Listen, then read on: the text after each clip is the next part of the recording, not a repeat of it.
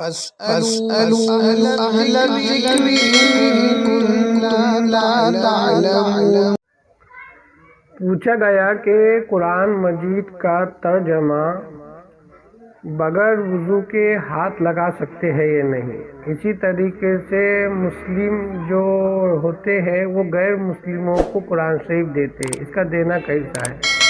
اور تیسری بات یہ پوچھی گئی کہ قرآن مجید میں بالوں کا نکلنا، اس کے بارے میں کیا حکم ہے۔ لوگ عجیب عجیب فضائل بیان کر رہے ہیں اور جہالت انگیز باتیں کرتے ہیں، اور اس بالوں کا بھی کیا کرنا چاہیے جو قرآن میں بال نکلتے ہیں، برائے مہربانی واضح فرمائیں۔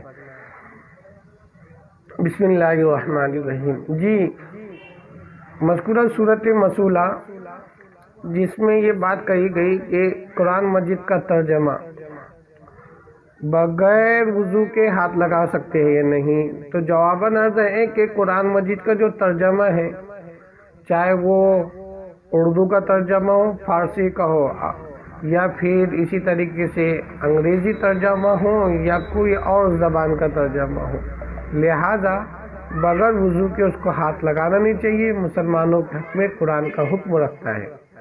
اسی طریقے سے مسلم جو غیر مسلم کو قرآن مجید دیتے ہیں تو یہ بھی دے سکتے ہیں، صرف مقصود تبلیغ ہو۔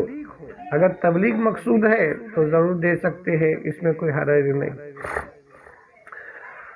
جو قرآن مجید میں بال نکلتے ہیں، حضرات گرامی، اس بات کو آپ سمجھئے، کوئی جسم کے اندر کوئی ایسا حصہ نہیں جہاں پر بال موجود نہیں ہے۔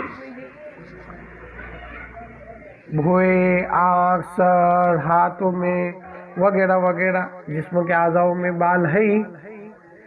اب جو قرآن مجید پڑھتا ہے، اسی طریقے سے مدارسوں میں پڑھا جاتا ہے، بچے پڑھتے ہیں، مکاتبوں میں بچے پڑھنے جاتے ہیں، گھر میں پڑھتے ہیں پڑھنے والے۔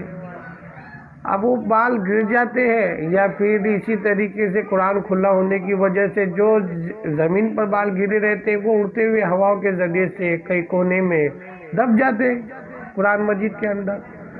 حیرت تو اس بات کی ہونا چاہیے کہ قرآن میں بال نہیں نکلا۔ کیوں؟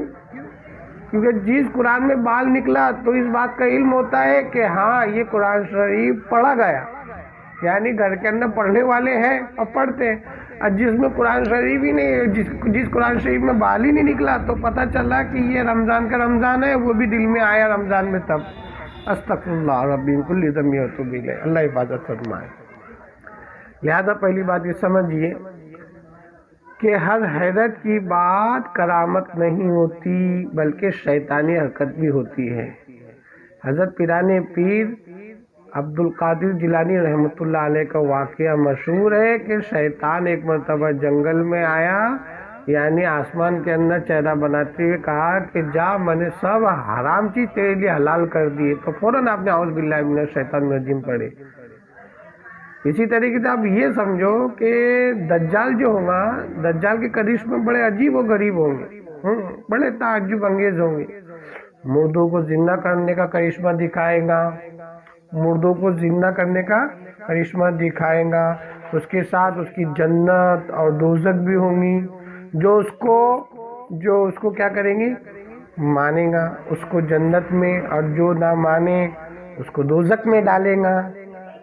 قحط سالی کے زمانے میں کسی کے پاس غلہ نہ ہوگا تو اس وقت جو اس کو مانے گا اسے وہ کیا دے گا، بارش برسائے گا، غلہ پیدا کرے گا، زمین میں متون خزانے جو ہیں اس کے تابع ہو جائیں گے، تمام تابع ہو جائیں گے۔ ایسے حالت میں آج کل کے بال پرست اور ضعیف العقیدہ لوگ اپنا ایمان کیوں کر محفوظ رکھ سکتے ہیں؟ اللہ حفاظت فرمائے۔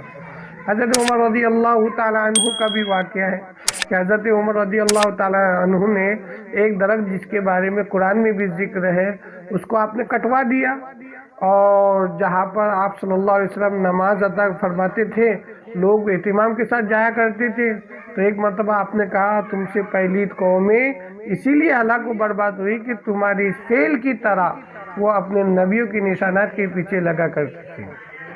الغرض یہ مثالوں سے آپ سمجھئے کہ آدمی کے بدن سے علیحدہ شدہ بالوں کے لیے اولا یہ ہے کہ ان کو زمین میں دفن کر دیا جائے۔ جو آدمی کے بدن سے علیحدہ شدہ جو بال ہوتے، یعنی اپنے خود جسم کے بال، اپن جب کنگھی کرے، یہ کنگھی کرنے کے بعد جو بال نکلتے ہیں تو اس کا طریقہ پہلے یہ پوچھو۔ ان بالوں کو آپ کیا کرو، جمع کرو اور زمین کے اندر دفن کر دو، یا ان کو پھینک دینا بھی جائز ہے، مگر پاخانہ یا غسل خانے میں نہ ڈالے، اس لیے کہ اس سے مرض پیدا ہوتا ہے۔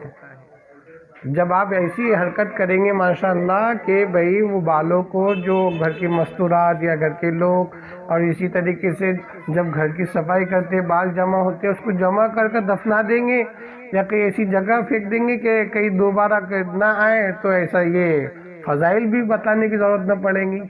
لہذا بھائیوں اس بات کو سمجھو کہ قرآن شریف اللہ تعالیٰ کا قانون ہے، یہ ایک کامل اور بہترین دستور العمل ہے، اس میں بھلائی اور ہدایت کا راستہ تلاش کرنا چاہیے، جسے اختیار کر کے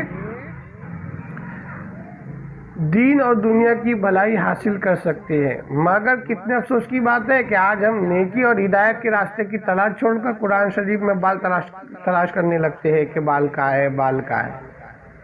استغفر اللہ ربی کل ذنب واتوب الیہ۔ اگر اتفاق سے کوئی بال مل جاتا یا نکل آتا تو اس کی پرستش میں لگ جاتے ہیں کہ معاذ اللہ برکت والا بال ہے، برکت والا بال ہے، چومتے ہیں، قرآن مجید میں ملا۔ کتنے افسوس کا مقام ہے۔ اللہ ہم سب کو نیک توفیق عطا فرمائے۔